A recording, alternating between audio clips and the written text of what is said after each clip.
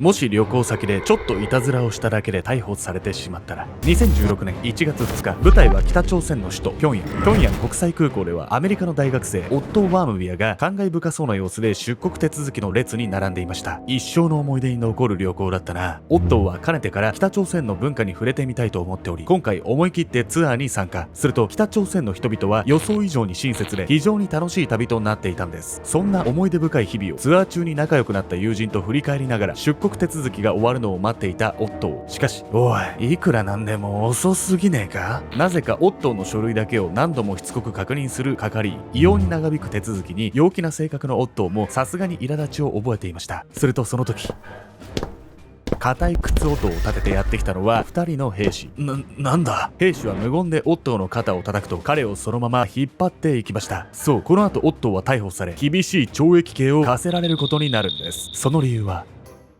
ホテルに貼られていたポスターを剥がしただけ。ポスターを剥がしただけで厳しい懲役を課されたアメリカの大学生。北朝鮮の刑務所で彼を待ち受けていた壮絶な日々とは。懲役を終えアメリカへ帰国した彼は、人として扱われていたかもわからない状態だったんです。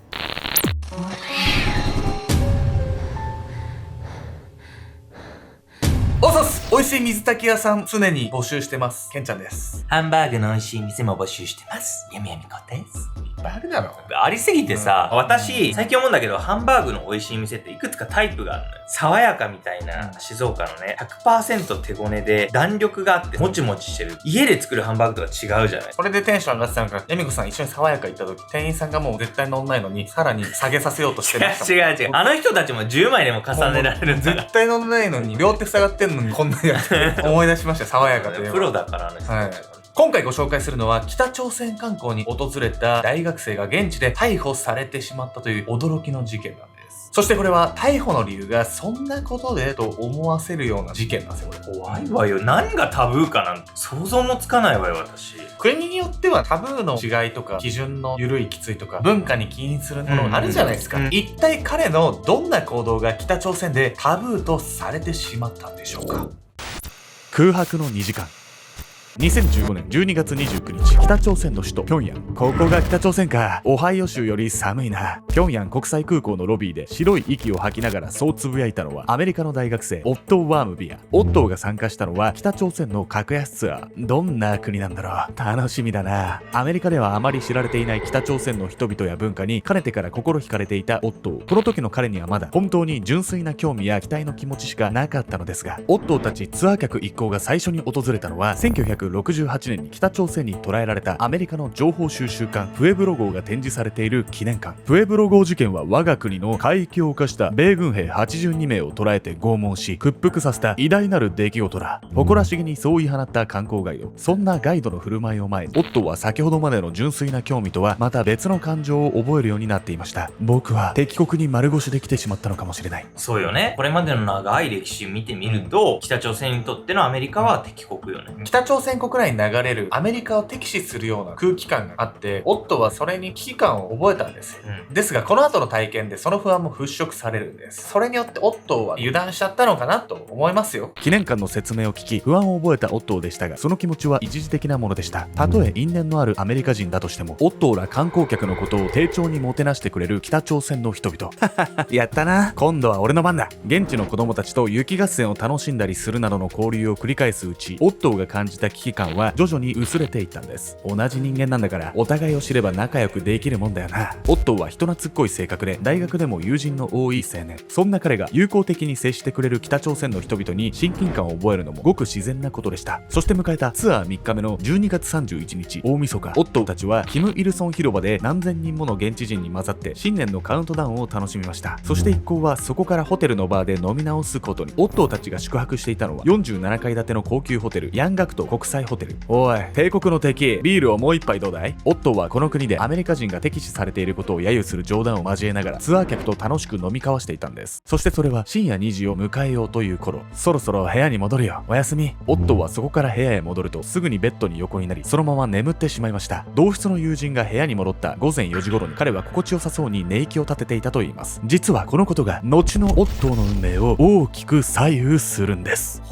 部屋に戻って寝てたことの何が悪いわけ？それがですね、深夜の2時に部屋に戻って寝ていたということが後のある事態の重要な証拠とされてしまうんですよ。2016年1月2日、それはオットーが平壌国際空港で出国審査を受けていた時のこと。なあ、いくらなんでも遅すぎねえか？そう言って空港の職員に詰めかけたオットー。そう、他のツアー客の出国審査はとっくに終わっているのになぜかオットーの審査にだけ異様に時間がかかっていたんです。そしてなんだって言うんだ。職員に理由を尋ねようとしたオットーに歩み寄ってきたのは2人の兵士。彼は訳もわからないまま兵士たちに連行されてしまいます。その理由はオットーがホテルでお酒を飲んでいた夜、ホテルの従業員専用エリアの防犯カメラが捉えていたある映像にありました。カメラが映していたのは従業員専用エリアに貼られていたポスターを剥がす一人の男の姿。この男がポスターを剥がした時間は深夜2時頃。そう、オットーがバーを去り部屋へ戻ったのとちょうど同じくらいの時間でした。その時間帯に友人たちと別れたオットーにはアリバイがなく、彼がポスターを剥がした犯人だと断定されてしまったんです。ポスターの内容は北朝鮮の政治広告。それを剥がしたと捉えられたオットーは国家への敵対行為で逮捕されることに。そして2ヶ月後、彼には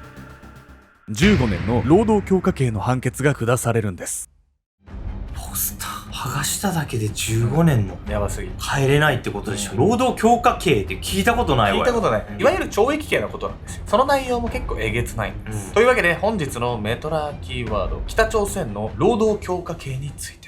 労働強化刑とは北朝鮮の懲役刑のこと。外国人が国家転覆陰謀罪やそれらに該当する罪を犯すと外国人専用の教科書に入れられるんです。教科書では1日12時間以上の強制労働、2時間以上のキム・ジョンイル委員長の表示の副賞が課されるほか、生活環境も非常に劣悪。食事は飼料用のトウモロコシがわずかに与えられるだけで、多くの収容者が栄養失調に、看守による拷問も日常的に行われているというんです。おっと、こんな環境で15年も過ごさなきゃいけないの？無事でいられるかどうか心配でしかないわよ。それも気になるんですけど、そもそもオットーがポスターを剥がしたっていうのも怪しいですよね。それでも逮捕されて刑罰を課されてしまったオットーなんですけれども、これ実はね、北朝鮮の国家の黒い思惑がうごめいてたんじゃないかって言われてるんです。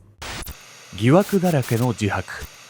オットーの逮捕から約2ヶ月後の2016年2月29日、彼はこの日、北朝鮮の記者会見に姿を現します。すっかり疲れ切った様子のオットーは手元のメモを見ながら涙ながらにこう言いました。北朝鮮の皆様、どうか許してください。お願いします。僕は忍び込みやすいように足音が鳴らないブーツを履いてポスターを盗もうとしました。人生最悪の間違いを犯しました。天を見上げ、祈るように許しを請うオットー。そして犯行動機を尋ねられると、彼は次のように語ったんです。僕にポスターを盗めと命じたのは大学の秘密結社、地元のメソジスト協会、そしてアメリカ政府です。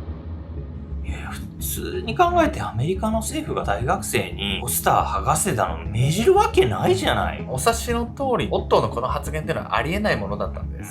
オットーが供述の中で話していたメソジスト教会というのはプロテスタント系のキリスト教会のこと。彼に犯行を命じた組織にこのメソジスト教会が含まれているのは明らかに不自然でした。なぜならオットーはメソジスト教会に所属していないどころか教会とのつながりすらなかったんです。オットーのあの発言は絶対におかしい。自白は強要されたものだ。そう言って両親はオットーの無実を訴えようとしますが、バームビアさん、耐えてください。ここで北朝鮮を刺激すればオットーさんはどんな目に遭わされるか分かりません。神妙な面持ちでそう話す交渉人を前に両親は口をつぐむしかありませんでした。ただそうなると気になるのは、オットーがなぜ教会や政府を名指しした自白を強要されたのかということ。このことには北朝鮮とアメリカをめぐる国際情勢が大きく関係しているんです。2015年、当時の北朝鮮は世界各国から輸出入禁止や資産凍結などの制裁措置を受けていました。ただでさえ経済状況が良いとは言えない北朝鮮は長く続く各国の制裁をどうにか打開したいと考えていたんです。そんなタイミングで国家転覆陰謀罪の容疑をかけられたオットー。アメリカ人の彼を前にした北朝鮮政府が次のように考えるのも自然な話でした。ちょうどいい。こいつをアメリカとの交渉の餌に使おう。ポスターを盗んだ男が映った防犯カメラ映像は非常に不鮮明で、オットーが犯人だと断定できるようなものではありませんでした。彼はアメリカ人というだけで北朝鮮政府にはめられてしまった可能性があるんです。ありえない。アメリカの交渉とのためだけに、本当にしたかどうかもわからない大学生を逮捕したってことでしょ。観光目的で行っただけでこうなっちゃう可能性がある国ってことですよね。こうして15年の労働強化刑を強いられてしまったオットーなんですけど、彼は思わぬ形でかなり早く刑期を終えることになったんです。寝耳に水の知らせ。オットーが逮捕されて以来、アメリカ政府は彼の解放のため何度となく北朝鮮との交渉を行いました。しかし北朝鮮はアメリカからいい条件を引き出そうとして交渉は長期化、平行線をたどっていたその状況に転機が訪れたのは2017年1月20日、トランプ大統領が就任した際のことでした。このタイミングでオットー解放の交渉を担当することになったのが韓国出身の交渉役。やり取りに言語の壁がなくなった上、この交渉役は腕が立つと知られており、北朝鮮との交渉を有利に運べると期待されていたんです。そして迎えた2017年6月6日、北朝鮮も参加していたニューヨークの会合に出席した交渉役はここぞとばかりにオットーの情報を引き出そうとします。こんにちは、ご機嫌いかがですか。様子を伺うように当たり障りのない会話で北朝鮮の担当者に近寄った交渉役。すると北朝鮮の担当者からは予想だにしなかった反応が返ってきたんです。これは実はあなたにお知らせしなければならないことがあるんです。こちらで預かっているオットーさんは今昏睡状態なんです。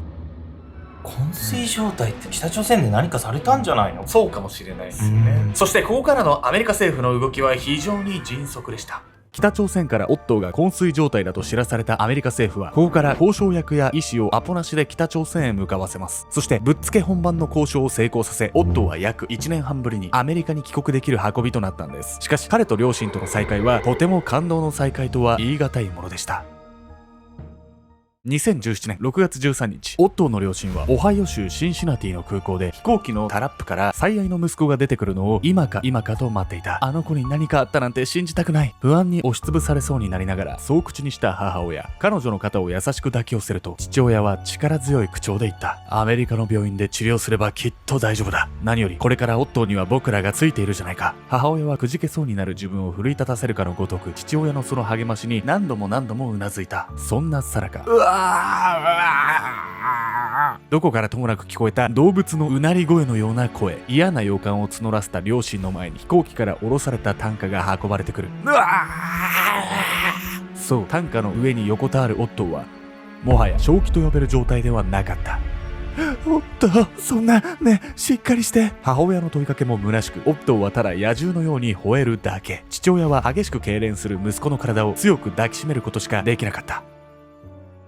その後、空港からすぐにシンシナティ大学医療センターへ搬送されたオットー。意識こそあるものの、何をしても反応しない彼に下された診断は植物状態。アメリカの医療をもってしても、もはや助かる術はありませんでした。ここからオットーは栄養チューブによる延命措置を受けますが、もう楽にさせてあげてください。痩せ細った青白い顔にチューブが繋がれている姿を見た両親は、医師に向かって静かにそう言いました。こうして栄養チューブを外されたオットーは、帰国から6日後の6月19日午後2時20分、静かに息を引き取りました。オットーは観光旅行に行っただけだし、ポスターを剥がしたかどうかもわかんないのに、こんな状態にされちゃって、光の矛先をどこにぶつければいいかわかんないわよ。この動画作ってる俺らも工作員から襲われる可能性あるからね。俺らが不審な死を遂げたらあなたが証人ですよ。気になるのはなぜオットーはこんな状態になってしまったのかということと、一体彼は北朝鮮でどのような仕打ちを受けたというのでしょうか。オットーが昏睡状態になった理由について北朝鮮政府は次のように説明しました。オットーさんはボツリヌス菌への感染と睡眠薬の予期せぬ反応によって昏睡状態になってしまったんです。しかしこれに対しアメリカの医師団はオットーがボツリヌス菌に感染した形跡はないと断定。何より帰国したオットーの姿は彼の昏睡状態が決して不慮の事故によるものなどではないと物語っていたんです。オットーの昏睡状態がウイルス感染によるものだなんて到底信じられません。それなら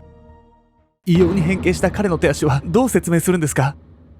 このほか、オットーの下顎には天地で無理やり歯列をいじった痕跡があり、何らかの拷問を受けていたことは明白。さらに彼と同時期に北朝鮮の教科書に入れられていた人物は次のようにも話しています。オットーさんらしき人がずぶ濡れの状態で引きずられているのを見ました。これもう北朝鮮が嘘ついてるとしか思えないわよ。嘘です。前にもね、日本の拉致被害者の遺骨が偽物だったってことあったじゃない。帰国したオットーの状態を見ても北朝鮮側の主張っていうのは十中八九嘘なんですよ。そしてオットーの両親は北朝鮮のこの不誠実な対応を許しはしなかったんです。2018年4月、オットーの両親は北朝鮮政府に10億ドルの賠償金を求める訴訟を提起。結果、両親は勝訴し、ワシントン連邦地裁から北朝鮮に5億100万ドルの支払いが命じられます。ただ実はこの訴訟は多くの人から無意味だと考えられていました。北朝鮮は経済制裁によりアメリカの金融システムから排除されており、資産の差し押さえは困難。賠償を命じられたところで北朝鮮が応じなければ、オットーの両親になすすべはないように思えたんです。しかし両親はその状況にも屈さず、政界やユダヤ人のネットワークを駆使し、2020年にはアメリカ内で凍結されている北朝鮮の資産約2300万ドルを発見。北朝鮮は多数の国からの融資を返済しておらず、オットーの両親への賠償金が優先される可能性は低いとされていますが、それでも両親は差し押さえへ動いています。北朝鮮の文化を知りたいと4泊5日のツアーに参加したオットー。観光に訪れただけの大学生が政治の駒に使われ、命まで奪われてしまった今回の事件に憤りを覚えずにはいられません。同時に異国を訪れた際には、その国がどんな国であったとしても現地の事情をよく調べた上で注意深く行動するべきだと思い知らされます。